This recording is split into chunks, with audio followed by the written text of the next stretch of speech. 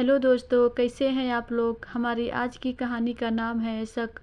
मानव गाड़ी रुकने की आवाज़ सुन खिड़की से बाहर झांकने के बाद अवधिका से बोला, ये योगेश तुम्हें क्यों छोड़ने आया था आज। आवाज़ में थोड़ी तेजी सी थी बोलते समय। अवधिका, इस सवाल में मुझे शक की बू आ रही है। कहीं तुम मुझ पर शक तो नहीं कर रहे हो। मानव, नहीं नहीं, मैं तो यूं ही पूछ रहा था। अवधिका, अगर तुम ये सोच रहे होगे कि मैं तुम्हें कोई सफाई दूंगी तो तुम गलत सोच रहे हो। मैं कुछ भी नहीं कहना चाहती इस बारे में। मानव, अगर बता दोगी तो कौन सा अनर्थ हो जाएगा। अवधिका, क्यों दूं मैं हर बात पर सफाई। क्यों दूं मैं अपनी बेगुनाही का सबूत। क्यों हर बार मैं ही दोषी ठहराई जाती हूँ। तुम दफ्तर से देर रात तक लौटते हो तो मैं तुम्हारी फिक्र करती हूँ। कहीं तुम्हें कुछ हो तो नहीं गया।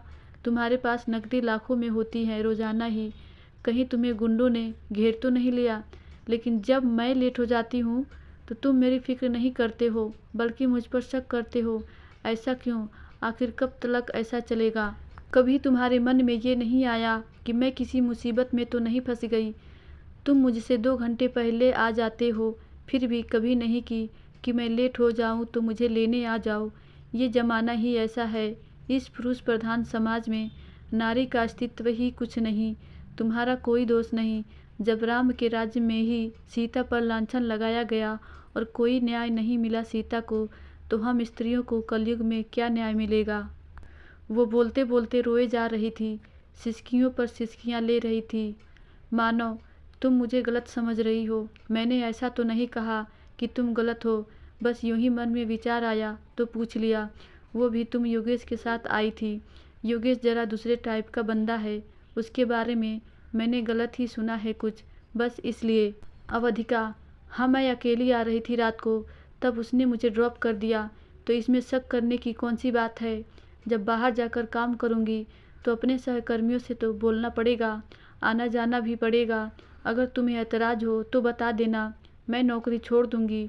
घर भी संभालो, बाहर भी मरो, फिर घर आकर घर वालों की खरी खोटी सुनो, शक के कटघरे में खड़े हो। क्या ज़रूरत है मुझे ऐसी नौकरी की। मानव, बस बहुत हो गया, बहुत बोल चुकी। अब चुप हो जाओ। बच्चे उठ जाएंगे। खाना ले आओ डालकर, मैंने मंगवा रखा है। अवधिका, हाँ लाती हूँ। तुम हाथ मुँह धो लो और एक बात कान खोलकर सुन लो।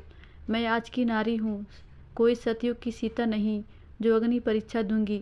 मैं गलत के खिलाफ आवाज़ उठाएगी, अपने हक की लड़ाई लड़ूंगी अपने लिए।